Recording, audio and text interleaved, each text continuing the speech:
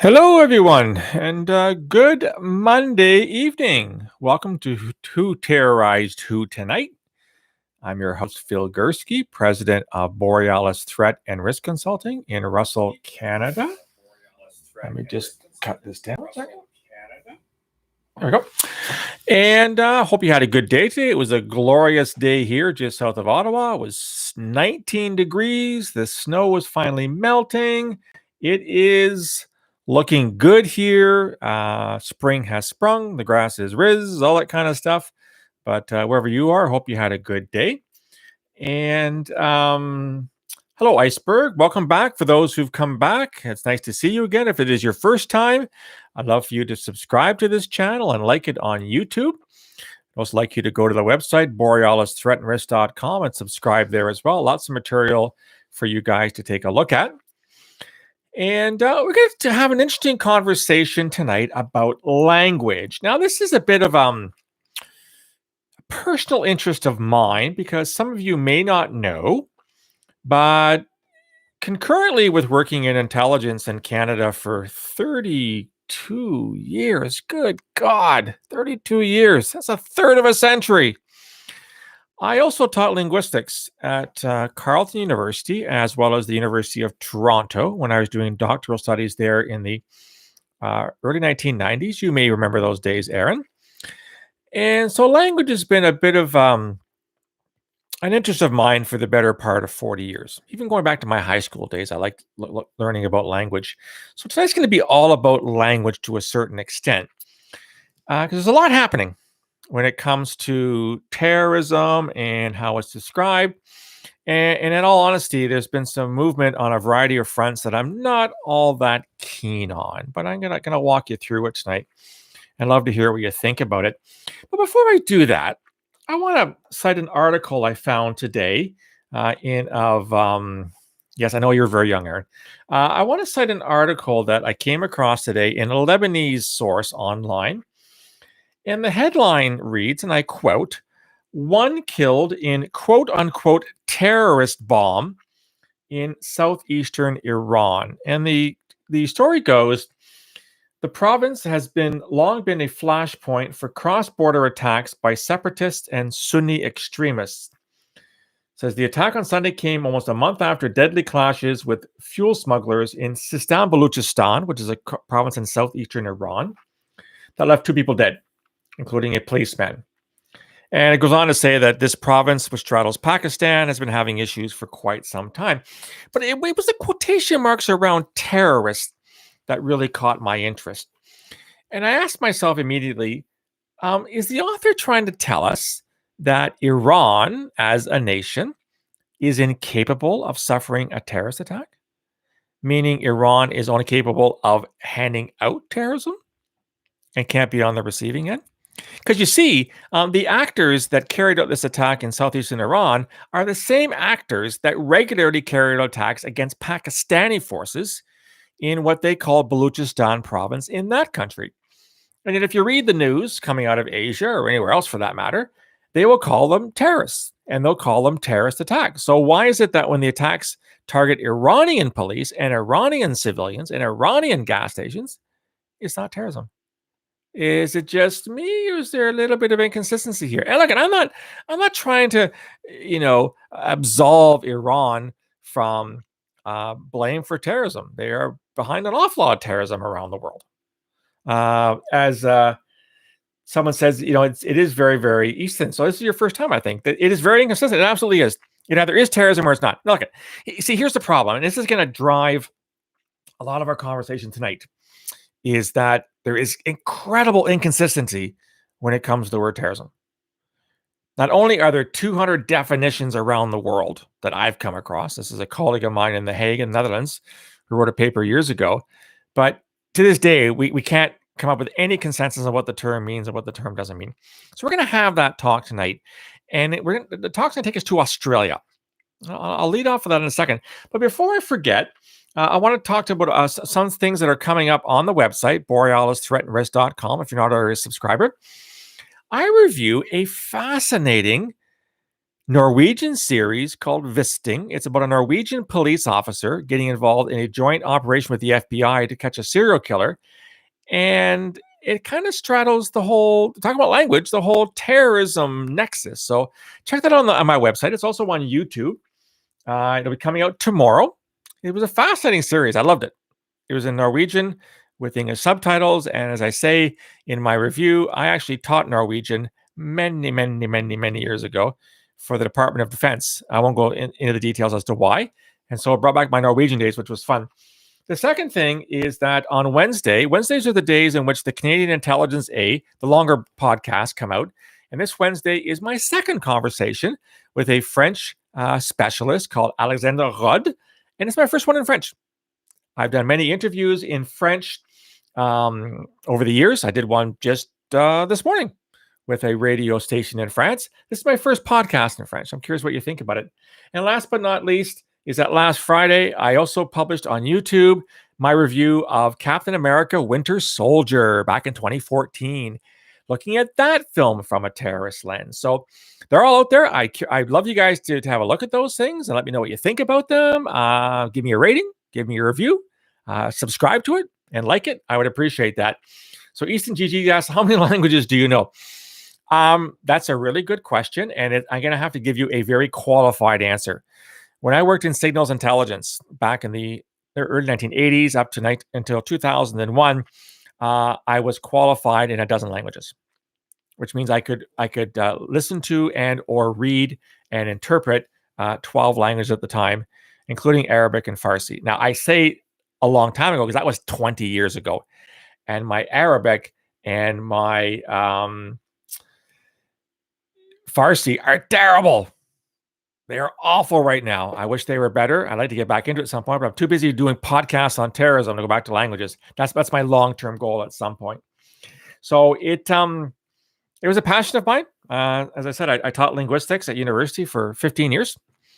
I did 2 years of a doctorate in linguistics at way back in the early 1990s. Never finished, but languages has been a big part of. That's why I joined CSE in the first place. Communications Security Establishment, Canada Signals Intelligence Organization, because it gave me a chance to learn languages, and I was good at it. So that kind of covers that. So we have all this coming out. We have the Visting. We have the Winter Soldier. So Easton GG says, "Oh, true. I guess you guys wouldn't." Hang on, let me get my glasses on here. Guess you guys wouldn't have had Google Translate back then, but that's awesome of you to learn. So, you know what? I guess that was a passion for me. We did have just the beginnings of machine translation in the 1980s.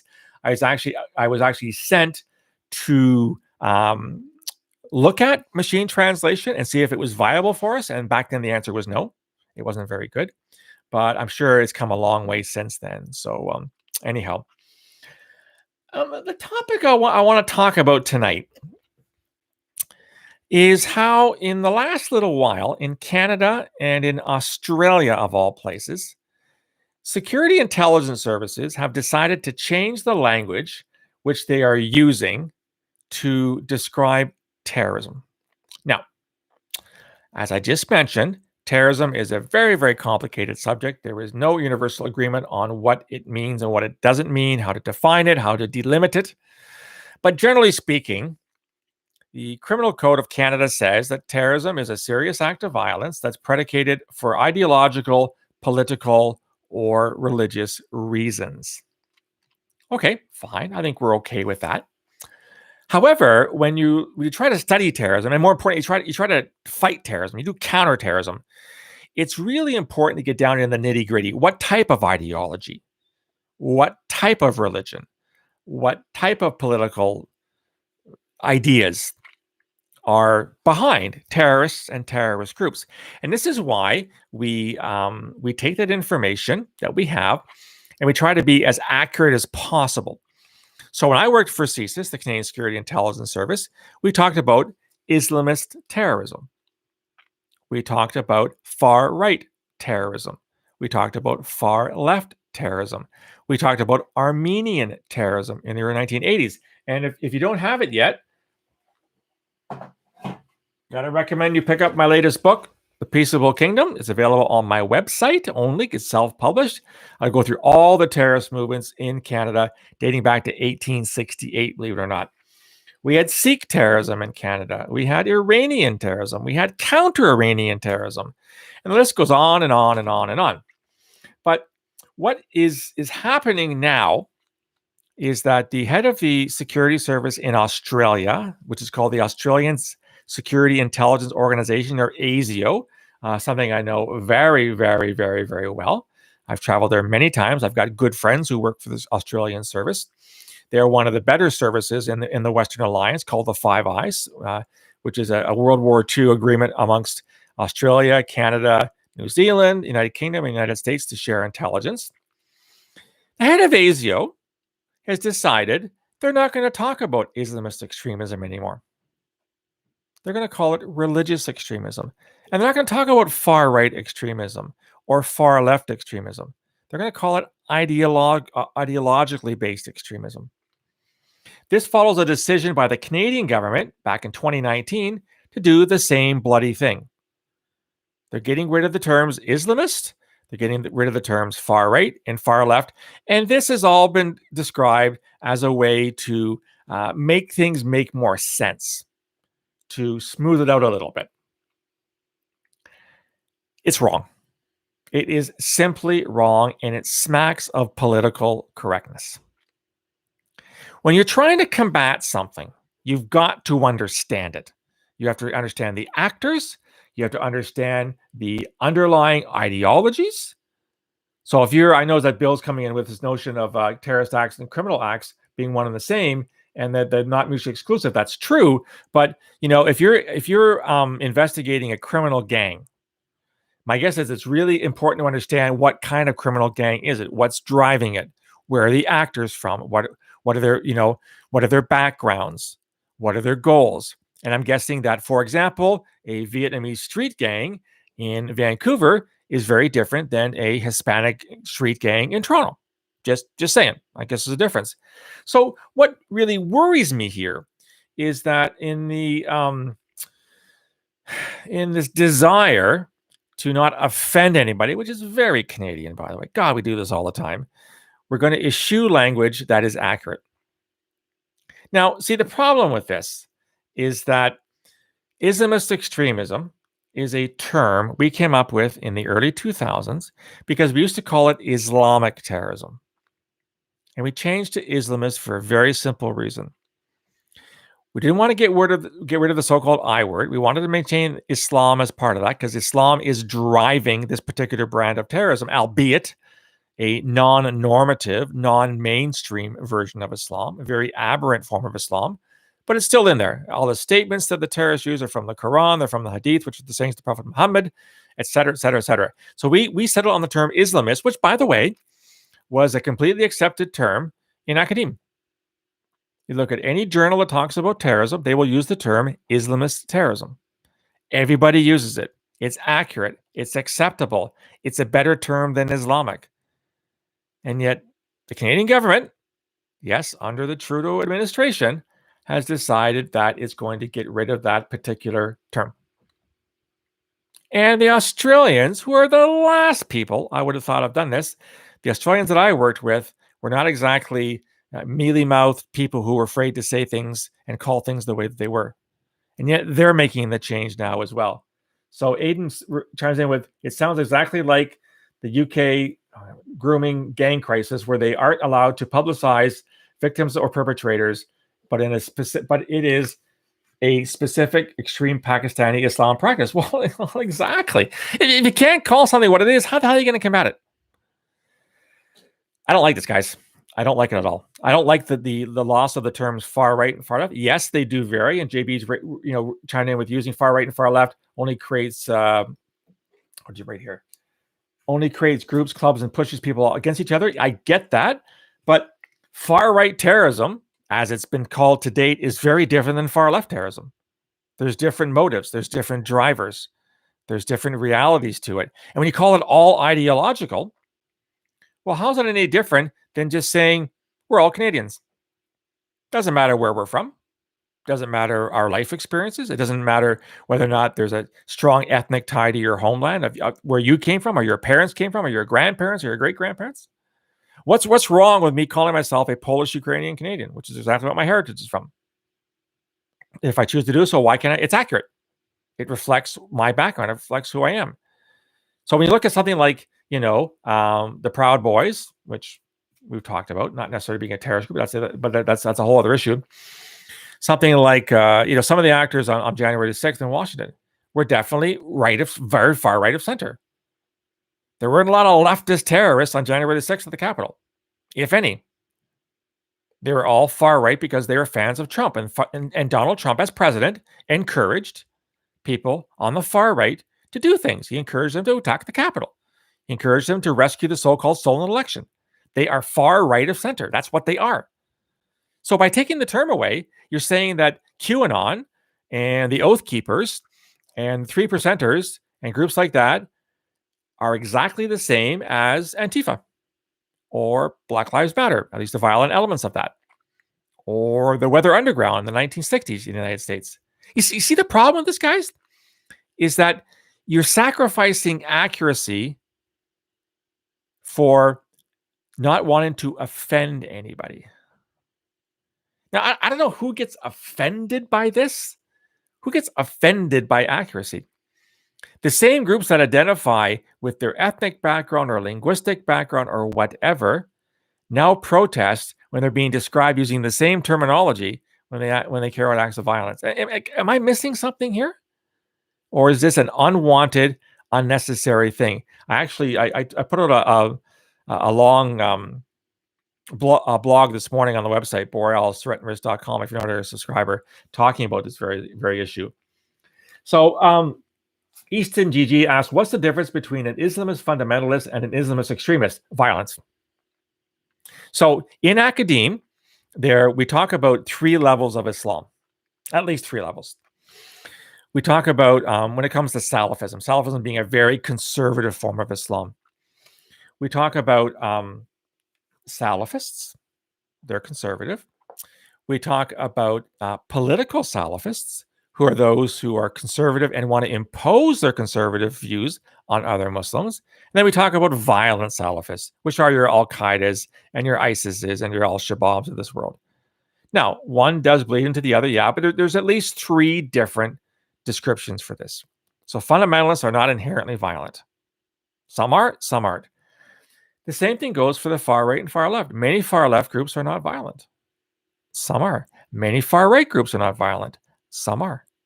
And yet, we've got situations in the country, especially the United States, where you have far left groups like Antifa, like Black Lives Matter, engaging in acts of violence against far right groups who show up at their demonstrations and want to pick a fight. And they're all ideologically motivated. So how do you distinguish between the groups? Who's who in the zoo? Am I making too much of a big deal about this? So Aaron asks, why does there seem to be more backlash against the use of Islamist extremism as a term, like when we talk about Christian or Jewish? Absolutely correct, Aaron, and thank you for unwantingly plugging this book. This is the book that came out before my current book. It's called When Religion Kills, published by Lynn Reiner in 2019. In this book, I talk about 6 forms of religious terrorism. I talk about Christian, Buddhist, Jewish, Sikh, Islamist, and what's the last one? God, I forgot. What's the last one? Just a sec. Hang on. Hindu extremism. I had no problems calling Hindu extremism when there are Hindu nationalists in India bombing places and killing people. I have no problem using the term Jewish extremism when settlers in the West Bank, which is Palestine, go and they burn people to death in their houses or they bomb them. They're being motivated by their aberrant, non-normative, non-mainstream form of Judaism. In the same way that Buddhist extremists in Myanmar or Burma or Sri Lanka or Thailand are using Buddhism to justify what they're doing. Again, it's not normative, it's not mainstream, but it's still Buddhism. So why we can't use the same terminology, I have no idea. As Ratnadeep in India says, liberal consciences are always getting offended. Yeah, they are. Just because you're offended doesn't mean I have to stop using a term, right? Like, suck it up, sweetheart. This is an accurate term that has to be used. So Aaron asks, by the way, welcome, Aaron. Aaron asks, is Antifa then an example of IMVE, i.e. anti-authority violence? Great question. And yet whenever somebody says, is Antifa left-wing terrorists? Oh, no. We're not that at all. We're just, anti-authority. That's what Antifa comes from, right? Anti-fascist. Anyhow, this conversation, unfortunately, is not going to get resolved anytime soon, I'm afraid. Bill says the media plays a significant role in how things are labeled, which shapes the way the people think. Not everyone takes the time to fully understand the groups and or their motivations. I hate to tell you, Bill, but if you read most Canadian media today, and yes, that includes the CBC, and yes, that includes, believe it or not, the Globe and Mail, which used to be rather conservative and bent until fairly recently, they're using the exact same language. They are afraid to call things that what they are. Bottom line is that any act of terrorism is a serious act of violence that's perpetrated by someone for either political, ideological, or religious reason. So if Antifa is carrying on acts of violence, by definition, that's terrorism. Some of the elements on January 6th in Washington, they were terrorists. It was acts of violence for ideological or political reasons. When ISIS kidnaps people and kills people, they're doing so for religious reasons. Ergo, they're terrorists. I don't see why it is so difficult. So Aiden says, you're not making too much of a big deal about this. I think about it a lot, whether certain groups use language as utility or if they truly believe that avoiding hard discussions will be better. You're right, Aiden. I think we are avoiding a tough discussion. And this movement to take away the term Islamist, despite its vast acceptance in academia for decades now, it's been really gaining strength of late. I've seen it in the United Kingdom, and they're putting pressure to take any reference to the word Islam from this form of terrorism. I've been in meetings here in Canada where people get offended when you term the word Islamist, and I say, okay, if this is not Islamist, can you please explain to me why, when ISIS issues a statement, the first thing ISIS does is cites the Quran, which is your holy book, and cites the Hadith, the sayings of the Prophet Muhammad, later on in the same statement. They're not citing Christian scripture. They're not citing Buddhist scripture. They're not citing Hindu scripture. They're citing Muslim scripture. Yes, it's not their interpretation is not normative. It's not mainstream, but that does not mean there's no link there. And we're ignoring that. As Easton says, it seems that people are conflating accuracy and being specific with ultranationalism. And Bill says this is so Canadian. It is so Canadian. And I'm really getting tired of this inability to call things exactly what they are. It scares me, actually, because if this is starting to affect my former callings at the Canadian Security Intelligence Service and possibly the RCMP, I'm curious if you've seen something similar within the RCMP bill where you used to work. If the people doing investigations are now being told how to do their investigations based on the language being used, i.e. from Public Safety Canada, which is the kind of the umbrella ministry for these organizations, we're in a bad place. We can't have people who don't understand the phenomenon, i.e. policy wonks and people like that downtown Ottawa, telling CSIS and the RCMP how to do their jobs and what to do. They have to be independent organizations that find out who the bad guys are and investigate them. As I put out a little while ago, you may have seen this a blog on my website. It was a podcast. I forget now. I know for a fact that Public Safety Canada put pressure on CSIS, the Canadian Security Intelligence Service, to list the Proud Boys as a terrorist organization, despite the fact that CSIS says we don't have enough evidence to go down that road. We don't have the intelligence to support that. They were told you will find the information to support that. And now, if you're just joining us, welcome to Who Terrorised Who Tonight. My name is Phil Gurski. I run this live stream. I'm also the president of Borealis Threat and Risk Consulting. You can reach me on borealisthreatandrisk.com as a website. borealisrisk@gmail is the email address. Love for you to like this channel and to subscribe to it. Also go to the website. Tons of material on the website. Lots of podcasts and everything. So Aaron weighs in on Canadian extremist travelers. This is a fascinating. Hang on a second.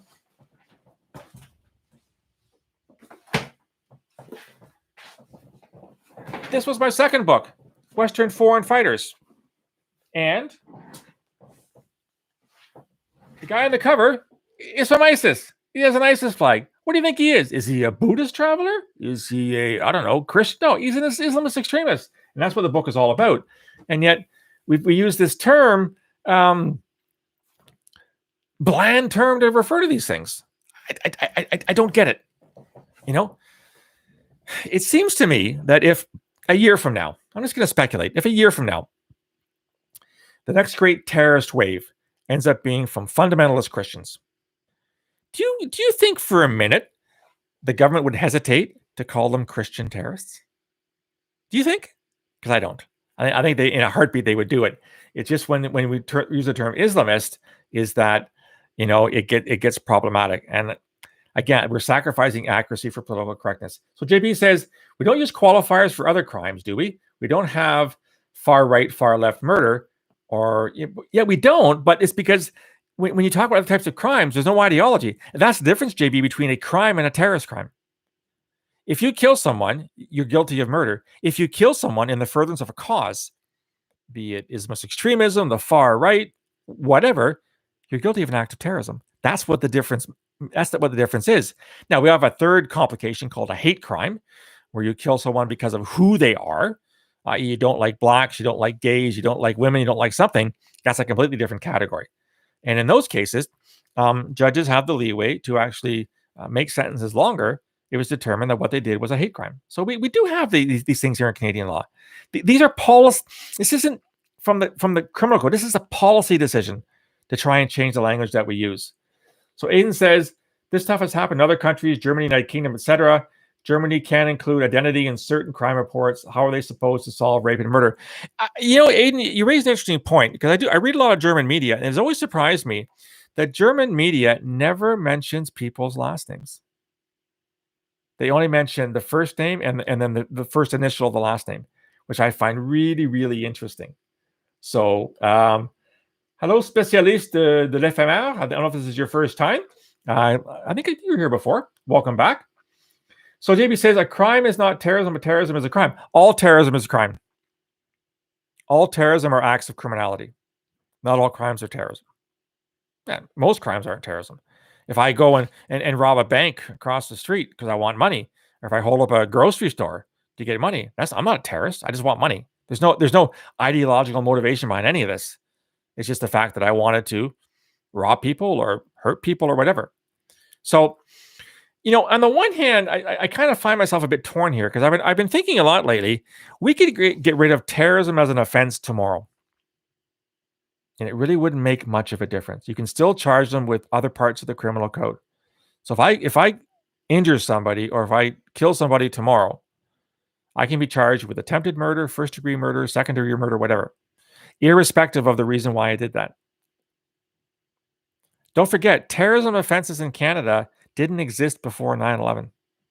We didn't have that part of the criminal code. We brought it in because of the enormity of 9/11 and the decision that we needed these types of things to actually make a difference, I suppose.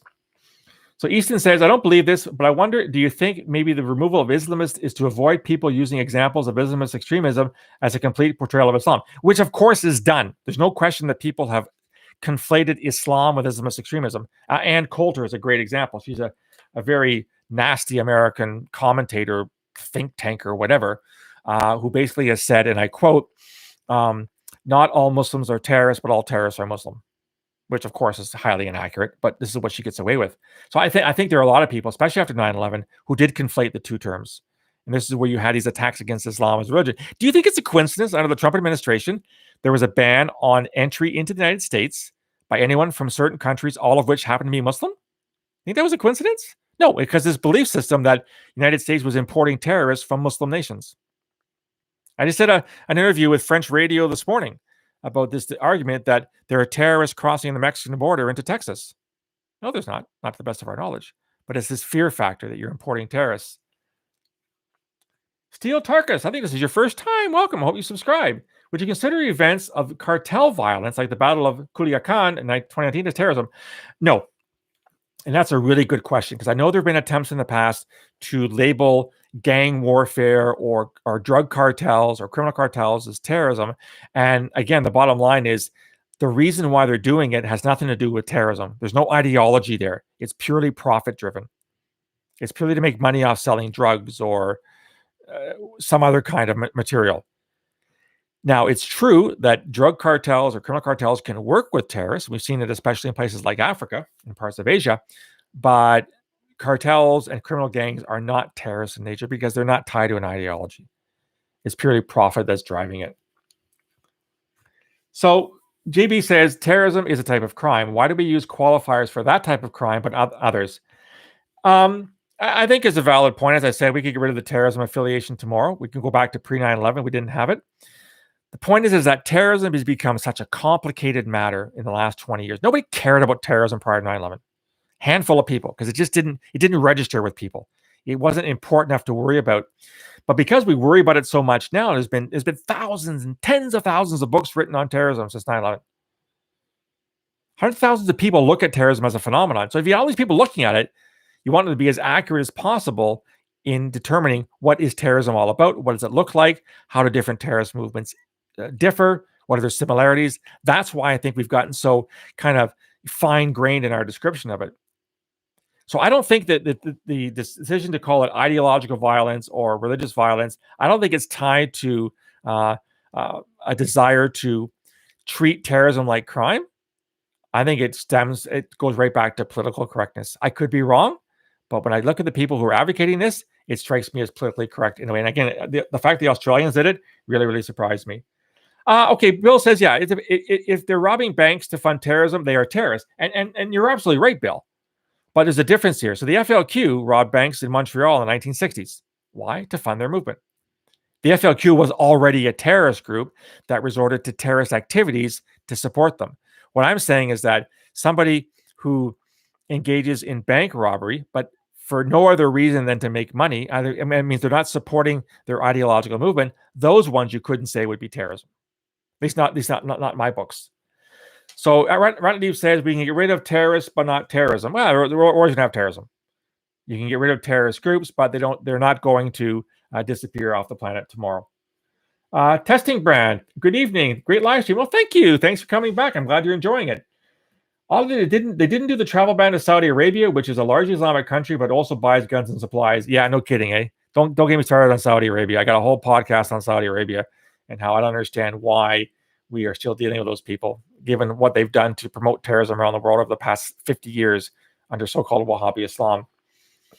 So Easton says, it's unfortunate that people do not realize you can criticize Islam and extremism without doing it in a nationalistic, xenophobic way. I'm glad you brought this up. And Coulter. Well, exactly. You know, there's just been so much sensitivity over the past 20 years to do with Islam because of 9/11, because of the fact that 99% of all terrorist attacks in the world, according to the Global Terrorism Index, which I've talked about before, are Islamist in nature. People are getting tired and they're getting sensitive about, this juxtaposition between Islam and Islamist. And this is what's driving a lot of this stuff, to be perfectly honest. I mean, I really think that people are just trying to make a point. So, Kat, I'm not sure if you're new here, but welcome. I think the removal of Islamist word near anything terrorist related is just that, a bad try to improve reputation of Islam. Yeah, possibly. I get it. I mean, if I were Muslim, I'd also be tired of people allying or associating my faith only with acts of terrorism when it's much larger than that.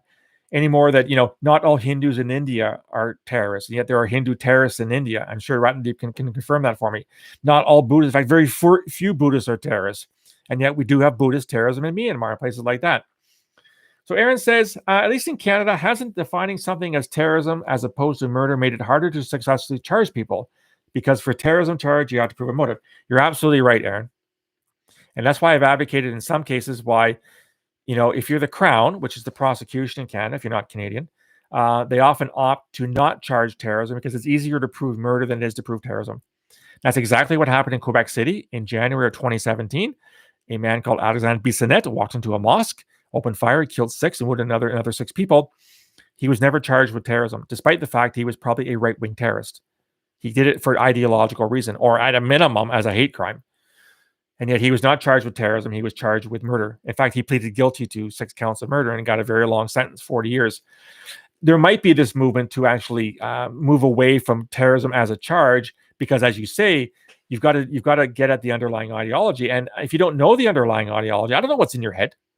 I don't know why you did something unless you tell me under a confession, unless you produce a manifesto like Anders Breivik did in Norway in 2011. Okay, so there is a movement, I think, forward to maybe moving a little further away from terrorism as a specific offense. But my point is, if you're going to have it as an offense, describe it accurately. Don't mealy mouth it with, oh, it's all just religious, or oh, it's all just ideological. It's much, much more complicated than that. So Aaron says, read political correctness. Would espionage and foreign influence activities now be known as standard business etiquette and peer practice?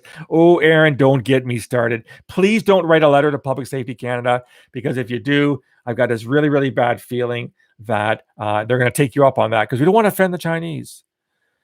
We don't want to offend the Russians. We don't want to offend the North Koreans. They're just doing business. It's just peer practice. So please, please, please, Aaron, promise me tonight you will not call Public Safety Canada.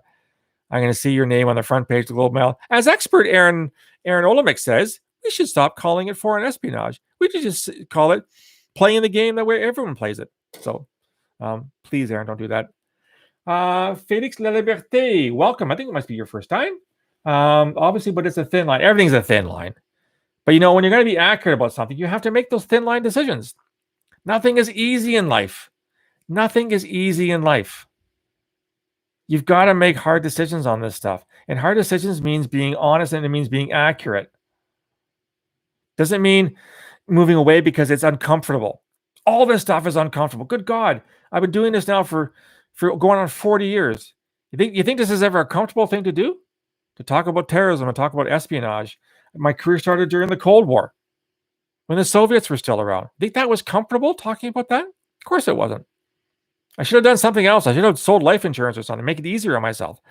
But these are not comfortable topics. But, we owe it to ourselves as practitioners and as consumers of information to label things as accurately as possible. The more we muddy the waters, the more our publics refuse or fail to understand. And what really worries me about this whole thing, I'll get off my high horse in a second. What really worries me about this shift, taking out the term Islamist terrorism, is what it's going to do is it's going to make people forget that of all the acts of terrorism in the world today, and I'm talking today like it's in March of 2021. You look at my my blog from today, borealisthreatandrisk.com, where I summarize 8 weeks of looking at terrorism around the world to see who's behind it. I think I documented, Aaron, correct me if I'm wrong, I documented 131 attacks around the world in the past 8 weeks. Those are the ones I could find. I'm sure there's more. All but 5 of those 131 attacks anywhere in the world, mostly in Afghanistan, Iraq, Syria, Pakistan, Somalia, Nigeria. Surprise, surprise, surprise. All but 5 of those attacks were carried out by Islamist extremists. Islamist extremists. The other 5 were carried out by Shia extremists. So not Sunnis, but Shia. And you're telling me that we can't use the term Islamist extremism? We're going to call it religious extremism?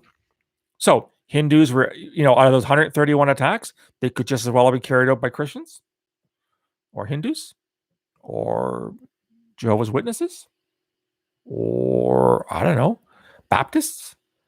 This is the problem when you fail to call things exactly what they are. Welcome back, Ijaz. Nice to see you again.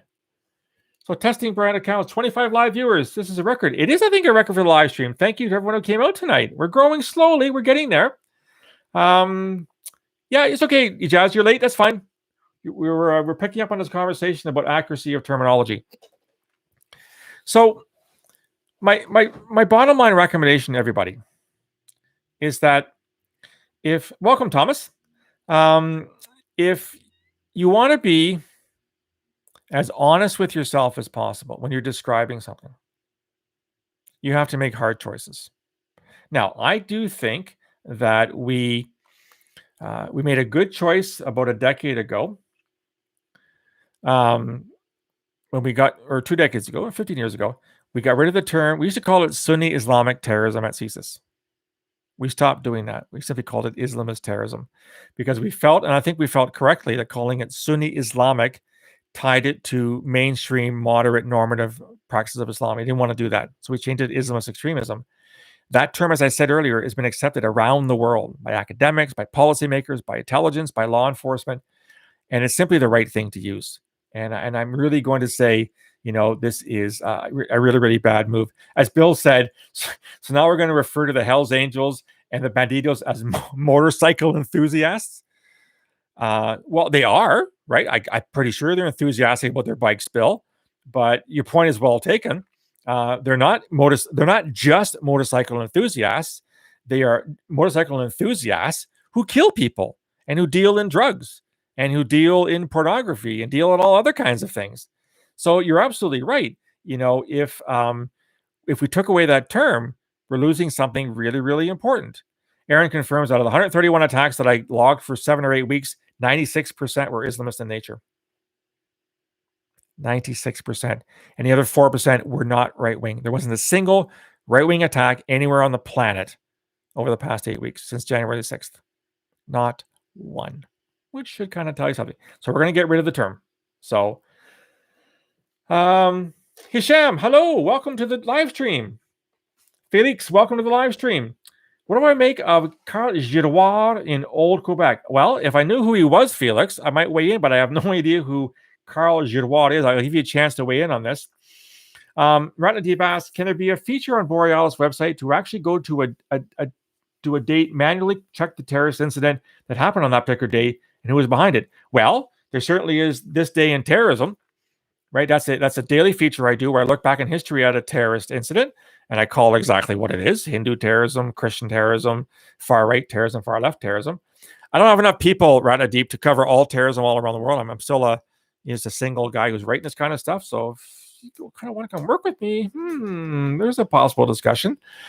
If you're joining us, welcome to Who Terrorised Who Tonight. My name is Phil Gurski, president of Borealis Threat and Risk Consulting in Russell, Canada. And if you're here for the first time, welcome. I've seen quite a few names for the first time tonight. Glad to see so many of you. Do me a favor and at least like the channel on YouTube or subscribe to it so you can join us every night. I also recommend you go to the website, borealisthreatandrisk.com, where you can get all of the blogs, all the podcasts, movie reviews like Marvel movies and things like that. It's there's a lot of material out there, and I'd love for you guys to give me your feedback. I think we just passed, JB, we're over 1,200 now, I think. Not quite 1,200 people on the YouTube channel, which is great. We passed 1,000, so thank you to everyone. Thanks, Bill. Yes, record numbers. We're getting there. It's growing slowly but surely. Anybody else want to weigh in on this notion of terminology? I don't want to be, I don't want to be a stickler. I don't want to be a pain. I'm not trying to be pedantic here. As I said earlier, we could get rid of terrorism legislation tomorrow and it wouldn't make a hill of beans worth of difference on how we prosecute people. But if we're going to describe something, if we're going to describe the phenomenon, which I think people want us to do as accurately as possible. I mean, okay, let me do an analogy here. Let's say, for example, you were looking at the solar system. Okay. You all know that we have 8 planets plus Pluto, which is not really a planet, they told us. So we have 8 planets, and all those planets are very, very different. So forth, Earth is the only planet with any life that we know of. Venus is a hellish place with incredibly high temperatures. Mercury is either freezing cold or boiling hot, depending on what side you're facing. One side always faces the sun. So we've gone to Mars, and we're exploring Mars right now. No life so far. Jupiter, Saturn, Neptune, all gas giants, same as Uranus. What if we decided, in order not to hurt anyone's feelings, we didn't talk about the Jovian atmosphere or the Martian landscape. We all called it planetary landscapes, despite the fact there's huge differences amongst all of those. Would that be okay? In order not to hurt Martian feelings or hurt Jupiterian feelings or Saturnian feelings or Plutovian feelings? Would that be okay? Of course it would be okay. You'd be missing accuracy in the name of, I don't know, not offending things that don't exist. There's nobody on Jupiter to give a rat's ass. Why do we care about what the Jupiterians think? They don't exist. So it's the same thing with terrorism. Anytime you're trying to describe something, you've got to be as accurate as possible. So the Dead T asks, by the way, welcome. I think this is your first time as well. How'd the topic come up? Is there a push to remove how terrorist acts are identified, categorized? Yeah, so you joined us a little late, but I opened up this live stream with a story out of Australia. So the Australian Security Intelligence Organization, or ASIO, one I know very, very well. I've got good friends that work there. Went to Canberra many times in my career. The head of ASIO has decided he's going to not use the term Islamist terrorism anymore. He's going to call it religious terrorism. And he's not going to use the terms far right, far left. He's going to call it ideological. And Canada's done the same bloody thing back in 2019. And I'm ranting here to the point where I think we're sacrificing accuracy in language for fear of pissing somebody off. And it's a very Canadian thing to do, but it's not a very Australian thing to do. I don't know how many people that know the Aussies. The Aussies are the last people on the planet that normally give a rat's posterior what people think. They're pretty out there. Australians are pretty aggressive people, the ones that I know. So for the head of ASIO to say, oh, we don't want to hurt anybody's feelings anymore, so we're going to stop calling it Islamist terrorism. And we might hurt the far left. People on the far left might get angry with us. We're going to call it ideological. That to me makes zero sense whatsoever. So Aaron says, so we agree that Islamist terrorism is an acceptable term, but do we all agree on what constitutes terrorism? No, we don't. That's why there's 200 definitions, Aaron. But as long as we can tie the act of violence to something underlying that's political, ideological, or religious in nature, it is by definition under the criminal code, at least in Canada, an act of terrorism. That's what the criminal code says. So you might say, well, if the criminal code calls it ideological, why shouldn't we? Because there's difference in the varying ideologies. You can't just lop them all in as the same thing. The reasons why the far left do things are very different than the reasons why the far right do things. They're not coming from the same place. They're very different beasts. And not only do they require different approaches, they pose different risks. Just saw an article this morning on NPR, United States. Somebody who never worked in terrorism, journalist, says by far the greatest threat to the United States is far right terrorism. And I said, really? Statistically, you can prove that? Maybe, maybe not. But I'll tell you, if that's true, the United States is the only country on the planet where far right terrorism is more dangerous than Islamist terrorism. My survey for the last 4 weeks definitely showed that. Iceberg says, my thoughts are, why use the language to manipulate for this foolish reasons of feeling good vibes? Well, it is foolish feeling good vibes. Now, I'm going to throw out an idea. Feel free to, hi, Matthew, welcome. Feel free to disagree. Am I the only one who sees an incredible reverse backlash in the wake of Joe Biden's election in last November? So we've just survived 4 years of Donald Trump. And I want to offend any Trump fans in the audience. Let's just say they were a challenging 4 years under Donald Trump. Is it just me, or is the Biden administration reversing as much as it can, as quickly as it can, to undo anything the Biden administration, or at least rather the Trump administration, had achieved? And where did this happen? Oh, when Donald Trump became president, he reversed everything the Obama administration had done. As soon as he could, he was signing bills left, right, and center on his first day in office, essentially going back against what Obama had achieved. Now Biden's doing the same thing with Trump. So if a Republican wins in 2024, he's going to undo everything that Biden did? Is this the pattern we're in right now? Is that a good way to do things? Again, I'm not saying that Donald Trump's presidency was a good one or a bad one. I don't think it was a very good one, but is everything he did wrong? And are we going to change things just because we have to change everything that particular 4 years did? I don't know. It just seems that there's an awful lot of alacrity, an awful lot of speed with which a lot of these things are being done. I'm not sure they're being well thought out. I'm really, really not sure it's being well thought out. So Iceberg says, and the way the media is trying to present his office. Yeah, no kidding. There's no kidding. There is a political double standard, Matthew. Absolutely. I am getting worried that, I've noticed a shift in Canada over the past couple of years with our media.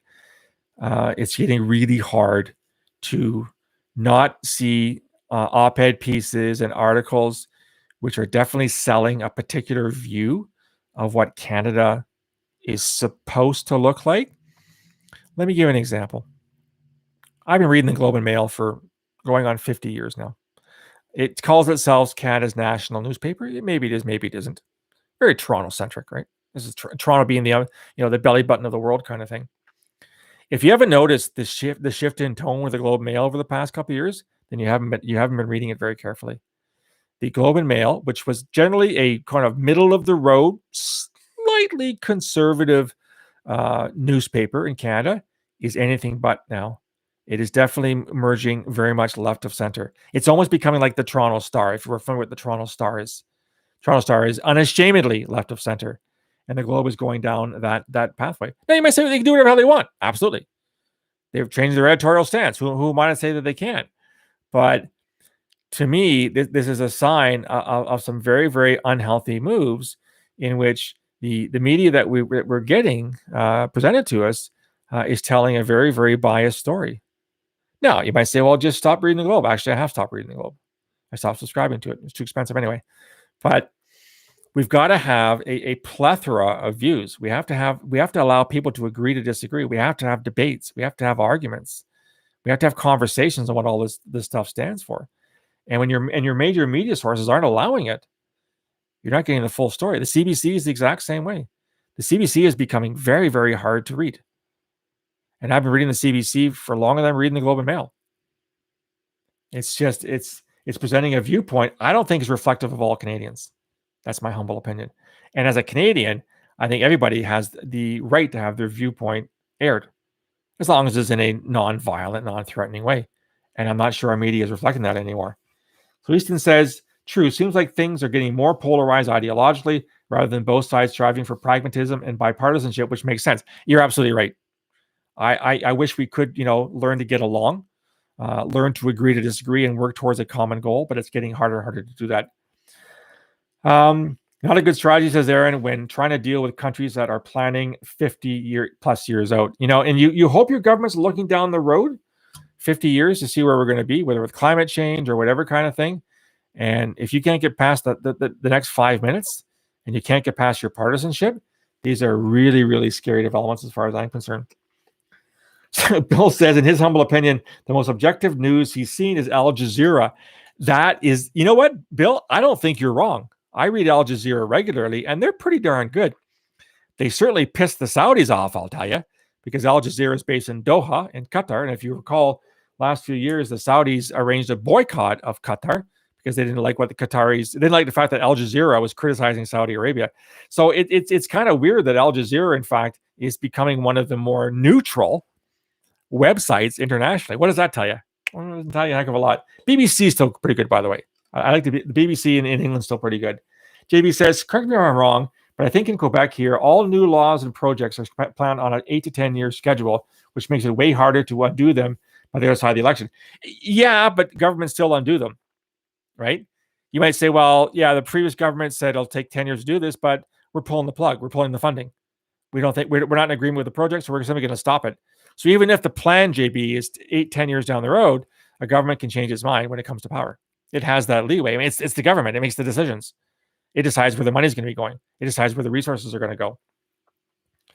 Matthew says, Maclean's too, sadly. A singularity of information and perspective benefits those to create the narrative. You're absolutely right, Matthew. And I'll say the same thing about Maclean's. I've been reading Maclean's for a very long time now, and it is becoming unreadable. The narrative it's saying is not a very, very not a very fair, balanced narrative as far as I'm concerned.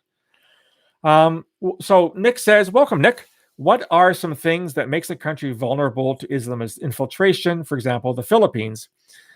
Great question. Hang on one second.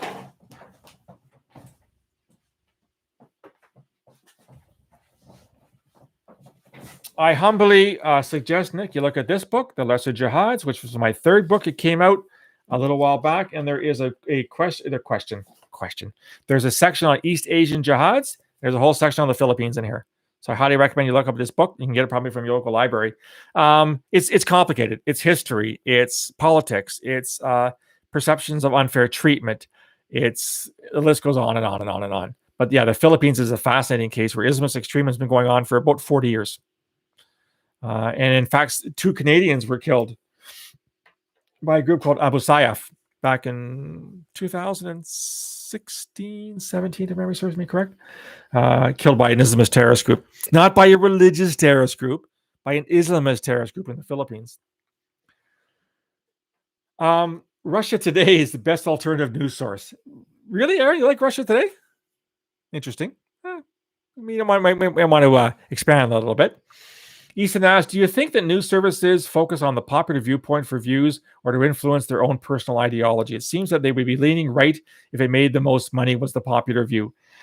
That's a really good question, Easton. We all know that the journalism, and I'm looking at you here, Aaron, as a journalist, we all know that journalism's in trouble, right? People aren't buying news anymore. News is free on your websites. You just go to most pages you don't have to pay for.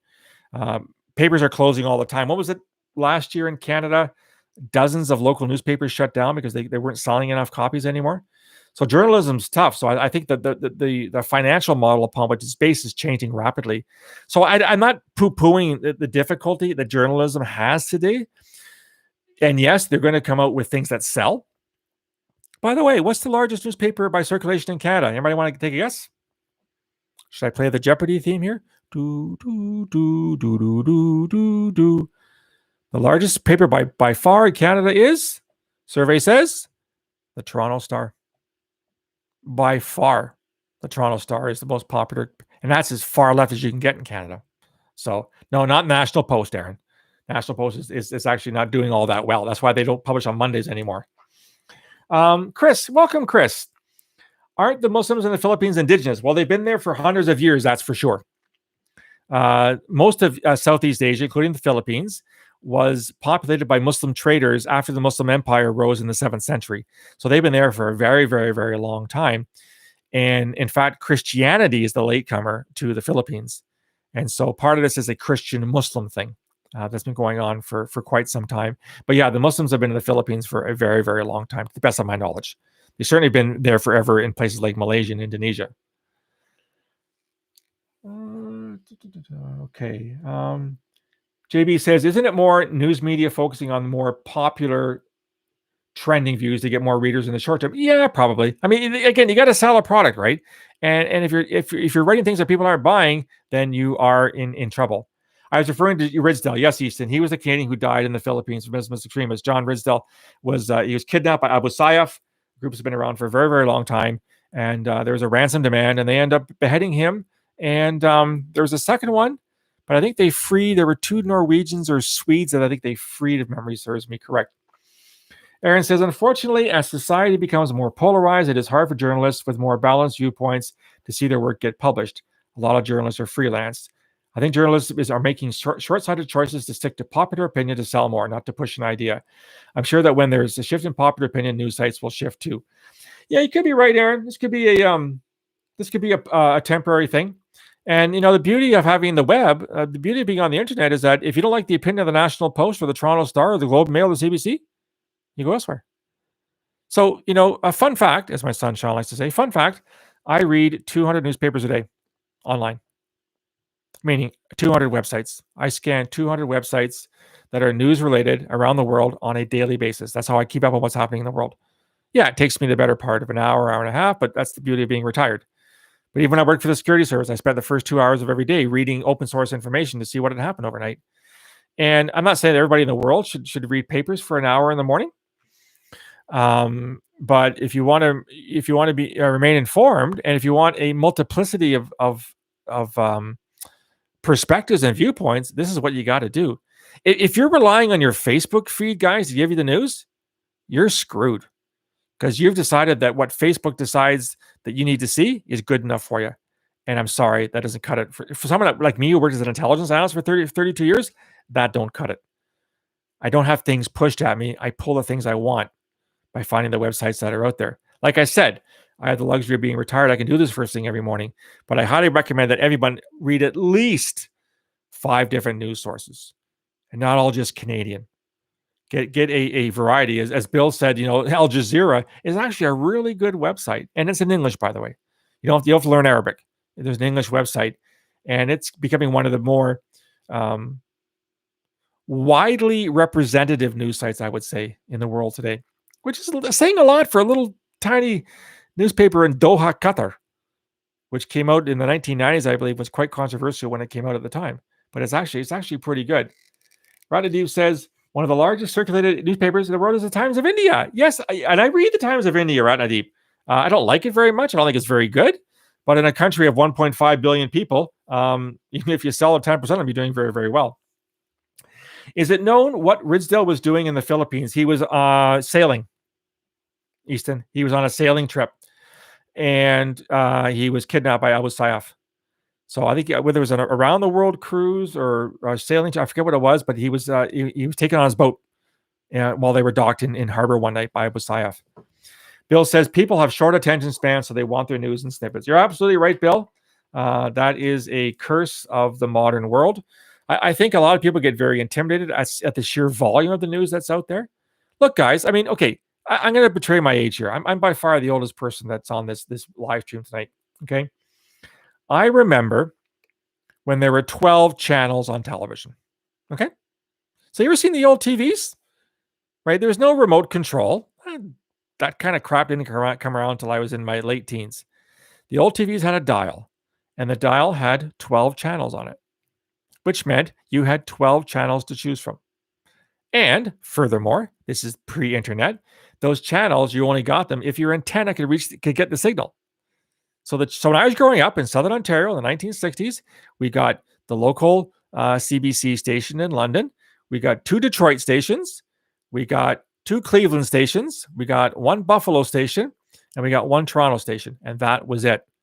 Nowadays, you've got a gazillion things to look for. And I think people find that largely intimidating. But it doesn't mean you have to read them all. But you have to read a selection. So right at Deep asked, what are the websites that I go to? What I've done is I've divided the world into 5 areas. So I've got a North American site, I've got a European site, an Asian site, a Middle Eastern site, and an African site. And I've identified the top websites on those continents that give me a wide variety of opinions on things. And that's what I read. It's taken me years to get there. And I'm constantly adding news sources to it all the time. So Easton says, do I skim through the articles or read them mostly? You must be a professional reader with that much. That's awesome. Would you say your retention of info has gotten better from that much reading? Okay. In all honesty, Easton, when I read them, I'm reading mostly for information on terrorism because it helps my blog and my podcast. So I do scan the headlines, but mostly it's for terrorism purposes. And I do have a working 32 years in intelligence. If you don't have a good memory, you're probably in the wrong business. It helps to have at your fingertips a lot of facts and a lot of experiences. I happen to have those just as a natural gift. So that's the kind of reason why I do it and how I do it. And Nick says, also websites want you to keep watching, so they only show you things that reinforce your viewpoint, which is exactly what a YouTube algorithm does, right? If you like the podcast with the live stream, an intelligent look at terrorism, you're really going to like this, whatever. No, it's all driven by algorithms. It's all driven by algorithms, and you're absolutely right. So, JP, you remember TVs with dials? God, I thought you were young. Oh, well. Ijaz asks, thoughts on Al Jazeera branching off to launch a right-wing news platform rightly in the United States to capture Fox News viewers, conservative Republicans, evidence of outlets playing into the polarization. So are you saying that, Ijaz, that they're doing this, or they should do it, or they're thinking of doing it? I'm curious what your comment has to say. Bill's making a joke. Phil, just because you were around when the Dead Sea was just sick doesn't mean you're old. Thanks, Bill. It actually has been called the Dead Sea for a very, very long time. But anyhow, but thank you for your comment. They're doing it. So Al Jazeera is coming out with a right-wing news channel to capture Fox News viewers. That I had never heard that. I find that fascinating. If you could forward me that and send me an email, Jazz, with that information, I'd love to look into that. Matthew says, the institutionalization of journalism via schools of journalism has created a standardization in what to think and how to write it. But knowing how to think is most important. The polarization, says Aaron, of so much of media certainly deepens the echo chambers online. No, you're right.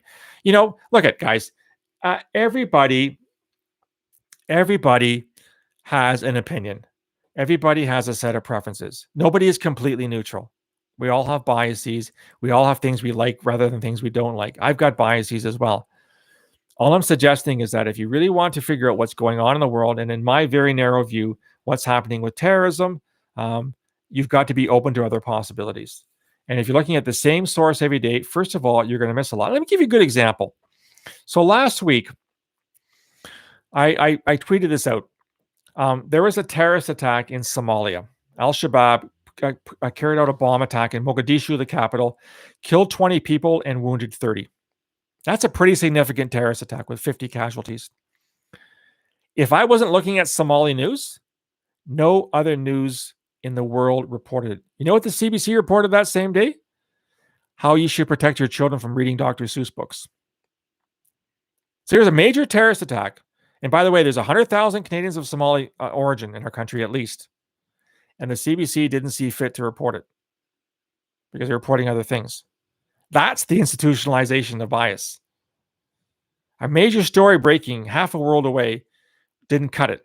So that's why you have to branch out. So, Right and Deep, can I please share the websites? Yeah, I mean, I can send you a list of my bookmarks in a heartbeat. Not a problem at all. I'll do that. I'll do that tomorrow. So definitely, Jad. I look forward to your email. So Erin, who actually is a journalist, she went to journalism school here in Ottawa, can say from experience is that in one of the best journalism schools in Canada, i.e. Carleton, we were definitely told to write about what would sell. What would sell? That kind of describes it right there, right?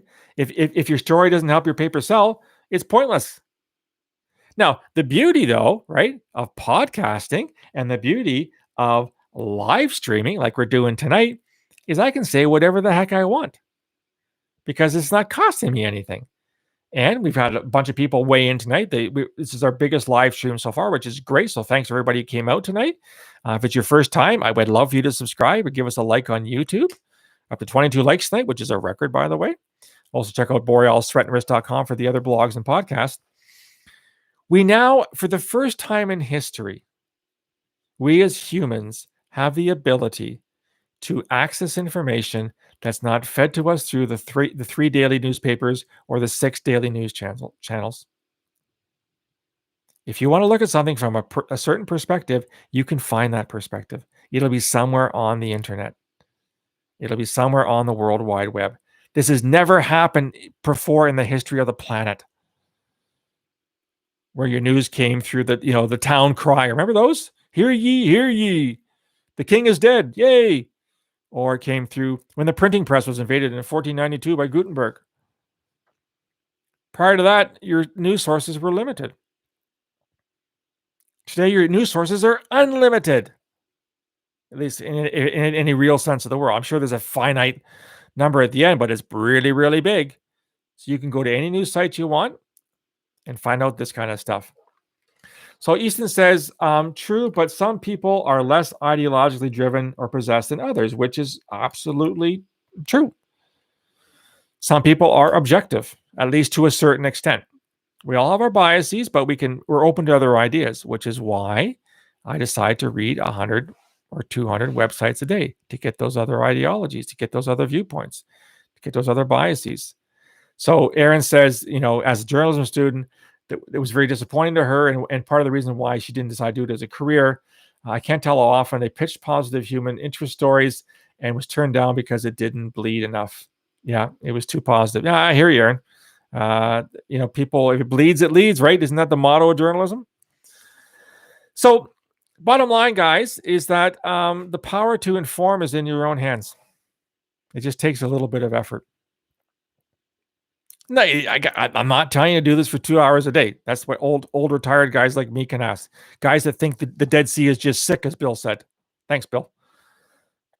You have the ability in 15 minutes, 20 minutes a day, which is all it'll take, to go through the World Wide Web and find 5, 10, 15, 20 websites. If you want my recommendations, like Rat and Deeb asked for, I can certainly send them to you.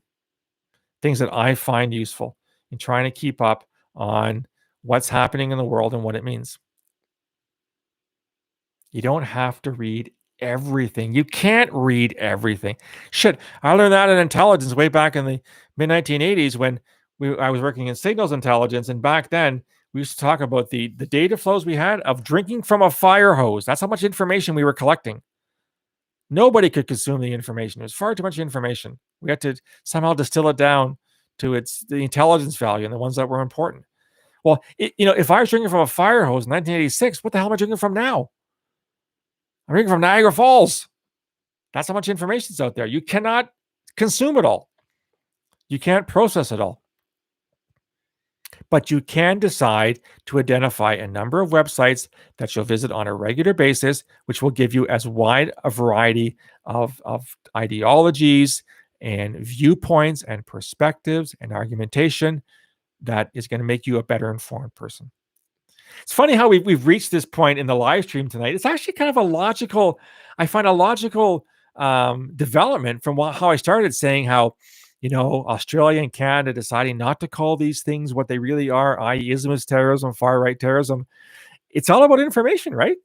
It's all about information dispersal. It's all about accurately talking about information, of conveying it in a way that's not just comprehensible, but is real, that's accurate. And the governments aren't doing that anymore. So it's up to us as consumers of information, as citizens, as voters, to do it for ourselves. If the CBC isn't going to give you the whole story anymore, then the CBC isn't enough for you. I'm not saying don't read the CBC. I'm saying read other stuff at the same time. Aaron says, which is why it's particularly interesting that a big terrorist attack was not reported. So maybe it's less about if it bleeds, it leads, and more about if it's woke, it spoke. I don't even understand the last half of that sentence, Aaron. Maybe I'm too old. Easton says, how much do you think someone truly chooses their ideology? Someone born in Alberta, like myself, welcome from Alberta, we're more likely to be conservative. Someone born in 40s Germany, more likely to be Nazi. No, you're right, Easton. We are the product of our societies, right? I grew up in 1960s southwestern Ontario. Pretty bland stuff. We weren't Toronto, right? We weren't Montreal. We were fairly nondescript town, and so I had a fairly nondescript upbringing. And I don't consider myself political in any way. I'm not liberal. I'm not conservative. It's just, it's a part of the country that the vote keeps changing every election. Some years they vote conservative, some years they vote liberal, some years they vote NDP. So I'm a product of that upbringing, as well as my parents. My parents weren't political. My parents didn't hew to a certain, way of looking at the world. My teachers didn't do that. I went to a Catholic school, but even there, I don't consider myself constrained by Catholic outlooks. So we are the product of our upbringings, but at the same time, you can fight that. You can make choices. No one told me to become a linguist in 1960. No one told me to join a terrorist. Sorry, bad one. No one told me to join an intelligence organization in 1983. Those are choices I made for myself, which in many ways informed who I am today.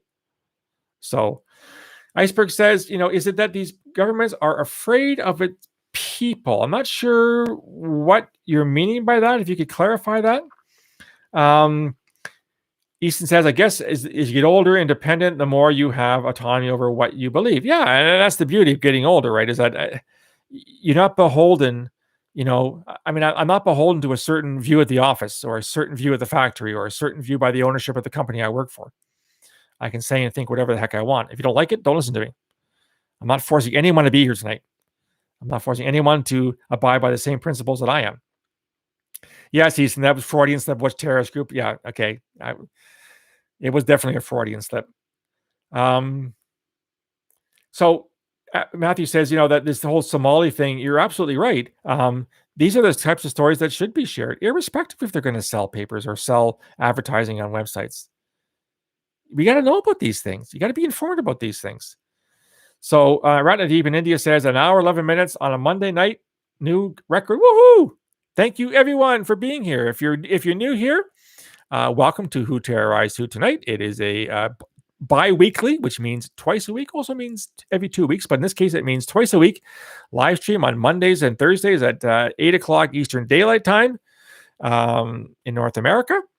And our friends from India, it's Oh Dark 100 in the morning, they're still there in India. We talk about all things that have to do with terrorism, national security, intelligence, etc. If you're here for the first time, I'd love for you to subscribe. I'd also like for you to give us a like on YouTube, as well as check out the website, borealisthreatandrisk.com, where you'll have access to free of charge to all the blogs and all the podcasts, movie reviews, top 10 worst terrorist names, by the way. I put out 2 podcasts, which I make fun of far right. Yeah, I'm using the terminology, far right terrorist groups who have stupid names, as well as other groups that have stupid names. So thanks for being here tonight, guys. This has been a great exchange on a whole bunch of different matters. So I really appreciate you guys being as active as you had. So Easton says, the sad thing is that most people wouldn't be able to find Somalia on a map, let alone care about what goes on there, which I believe is somewhat a result of the education. Yeah, you're right. Ain't here. It's not my backyard.